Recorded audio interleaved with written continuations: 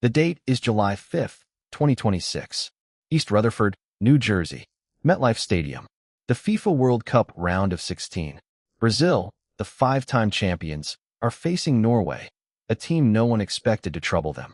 The stands are filled with yellow jerseys. The drums are beating.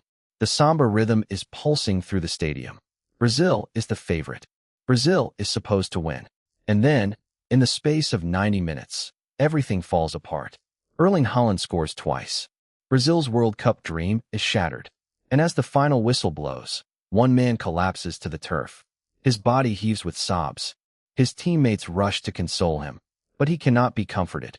Neymar, the greatest goalscorer in Brazilian history, the man who carried the hopes of 200 million people on his shoulders, is broken. He cannot stop crying. He cannot speak. All he can do is weep. And then, through his tears, he says the words that no Brazilian fan ever wanted to hear. I tried. Now it's over. I started here. I finished here. This is the story of that heartbreaking moment. This is the story of a generational talent who came so close to greatness, only to see it slip away. This is the story of Neymar's saddest moment and the emotional reaction of fans around the world. To understand the sadness of that moment, you must first understand the weight of expectation that Neymar carried. When he burst onto the scene as a 17-year-old at Santos, he was not just another talented teenager. He was the chosen one, the heir to Pelé, the successor to Ronaldo and Ronaldinho, the player who would lead Brazil to its sixth World Cup. The comparisons were relentless. The pressure was suffocating, but Neymar seemed to thrive on it. He dazzled defenders with his dribbling. He scored goals that defied physics. He won the Copa Libertadores at 19. He moved to Barcelona at 21. He formed one of the greatest attacking trios in history with Lionel Messi and Luis Suarez. He won the Champions League. He won La Liga. He scored over 100 goals for Barcelona. But greatness always seemed to elude him. Injuries plagued his career. Controversies followed him everywhere. And the World Cup, the one trophy that would define his legacy, always slipped through his fingers. In 2014, he was injured and watched from the sidelines as Brazil was humiliated 7-1 by Germany. In 2018, Belgium ended Brazil's run in the quarterfinals. In 2022, Croatia broke Brazilian hearts in the quarterfinals on penalties. By 2026, Neymar was 34 years old. His body was battered. His critics were loud, but he still believed. He had spent months in rehabilitation, fighting to be fit for one last World Cup. He had returned to Santos, his boyhood club, to find his joy again. And he had convinced himself that this time, finally, it would be different. He would not let his country down again. He would not let his legacy be defined by what could have been.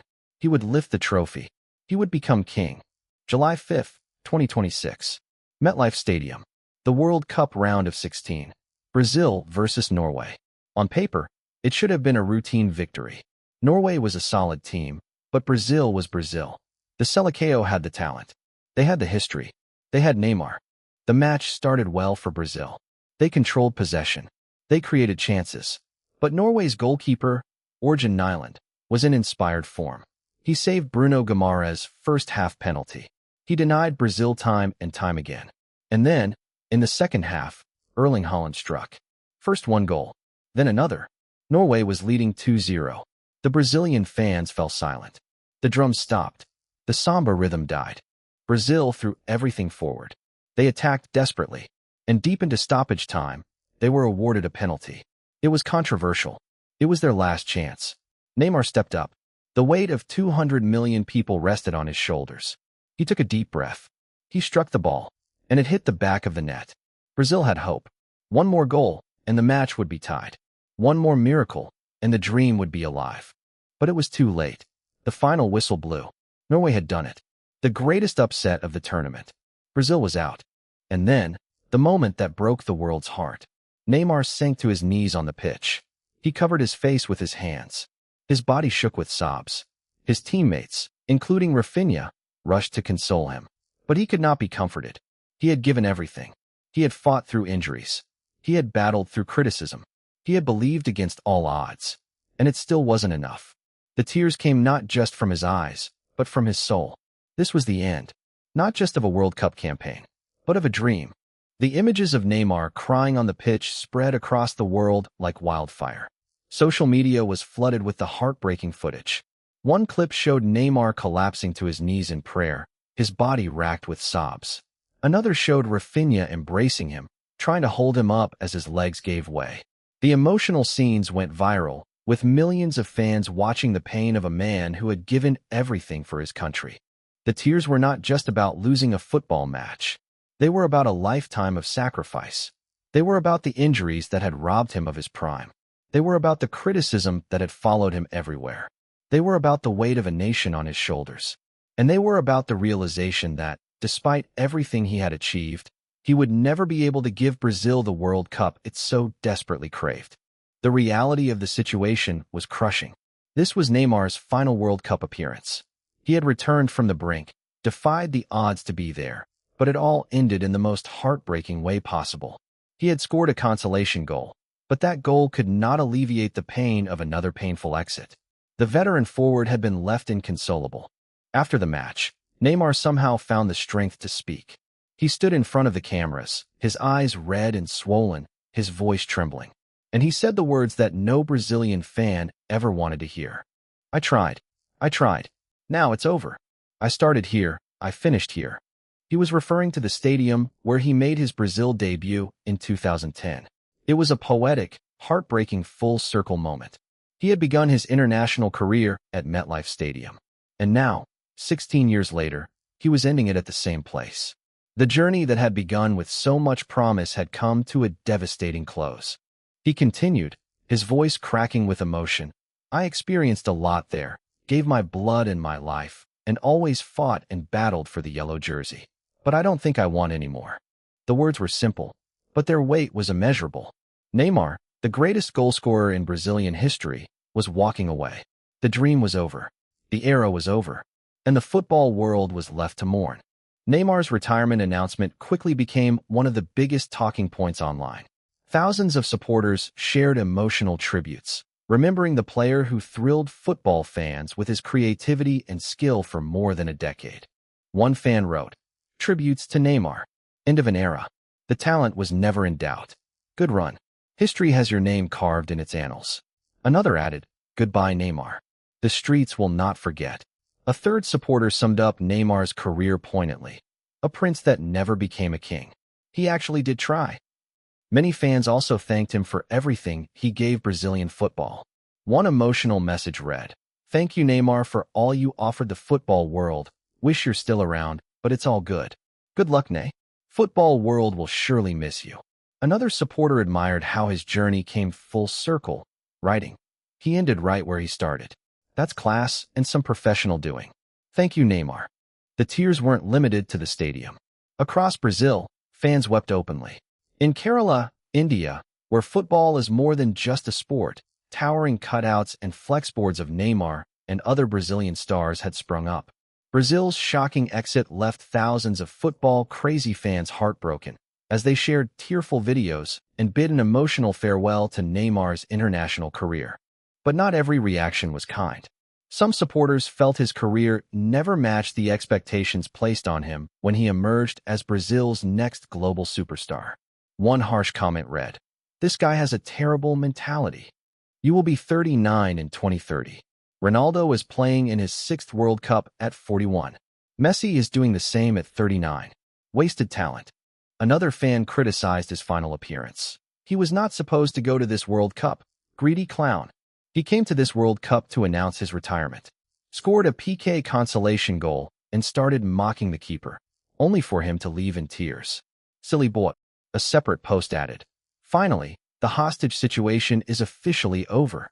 Neymar retiring from international football is the biggest blessing to happen to Brazil since 2002. One wrote, "It was shameful watching Neymar shed those crocodile tears. Never seen a more selfish player." The division was stark. To some, Neymar was a tragic hero, a player who gave everything but fell short. To others, he was a symbol of unfulfilled potential, a player who prioritized fame and fortune over greatness. But regardless of where they stood, everyone agreed on one thing. This was a sad moment for football. The pain of the World Cup exit was only the beginning. Just weeks later, Neymar experienced another devastating low. On July 27, 2026, Santos, his boyhood club, suffered a humiliating 6-0 home defeat to Vasco da Gama in the Brazilian league. It was one of the worst defeats in the club's history, and Neymar, who had returned to Santos to rediscover his joy, was at the center of it. Embarrassed and in tears, Neymar described it as one of the worst days of his life on a soccer field.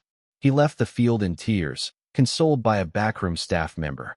"Totally disappointed with our game," Neymar said. "The fans have the right to all types of protests. It's a feeling of a lot of shame. I had never gone through this in my life." He added, "The crying was for being upset, for everything. Unfortunately, I couldn't help in any way."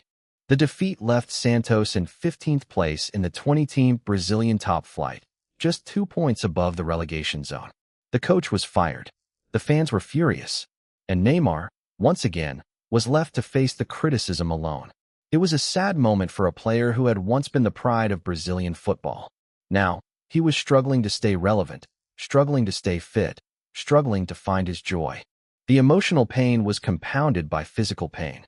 Neymar's body, once a finely tuned machine, was breaking down. The injuries that had plagued his career were becoming more frequent and more severe. In October 2023, just 2 months after his arrival at Al Hilal, he ruptured a cruciate ligament in his left knee while playing for Brazil, which kept him on the sidelines for a year. He then suffered a series of hamstring and knee injuries as he tried to return. The pattern was heartbreaking. Every time he seemed to be getting back to his best, his body would betray him. Fans watched with sadness as a generational talent declined rapidly. One fan wrote, "It might be finally time for us all to accept the fact that his body can't handle professional football anymore." Another expressed sympathy. "I feel so sad for this guy. I just hope this injury isn't too serious." The physical toll was evident. Neymar looked sluggish on his return, and critics questioned whether he still had the ability to compete at the highest level. The boy who was supposed to be king was now a shadow of his former self. As of August 2026, Neymar's future remains uncertain. He has a contract with Santos until December 2026. He has said he is not thinking about retirement, but he also doesn't know how long he will keep playing. "I really don't know what I'm going to do. There's still a long way to go until December, so let's take it one step at a time," he said. His father, Neymar Sr., has tried to reassure fans. "Today you are healthy and you don't have to think about the end of your career," he said in an emotional message. He added that decisions should not be made in emotional moments, and that his son still has a lot to give to football. But the signs are ominous. Neymar's lifestyle has drawn criticism. His recent presence at a poker tournament when his Santos colleagues were playing a Copa Sudamericana match in Venezuela provoked outrage among Brazilian fans and journalists. The man who once dazzled the world with his football is now making headlines for all the wrong reasons. Neymar's legacy is one of the most debated in football history. He is Brazil's all-time top goalscorer. He has won the Champions League, La Liga, League One, and the Copa America. He has scored over 400 career goals.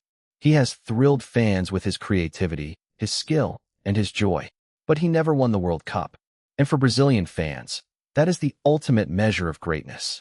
The phrase that captured his career best came from a fan, a prince that never became a king. Neymar was always the heir, never the ruler. He was always the talent, never the champion. He was always the promise, never the fulfillment.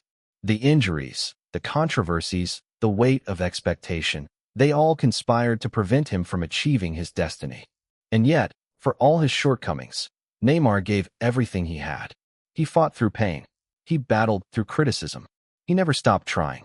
He broke down in tears because he cared so deeply. He scored in his final World Cup match because he refused to give up. He was not perfect, but he was human. And that humanity is what made his sad moment so heartbreaking. The sad moment for Neymar is not just about a loss or a defeat. It is about the end of a dream. It is about the realization that, despite everything, he could not achieve the one thing he wanted most. It is about the tears of a man who gave his blood and his life for the yellow jersey. And as fans around the world continue to share their emotional tributes, one thing is clear. Neymar may not have become king, but he will never be forgotten. The streets will not forget. The fans will not forget. And the football world will always remember the prince who almost became king.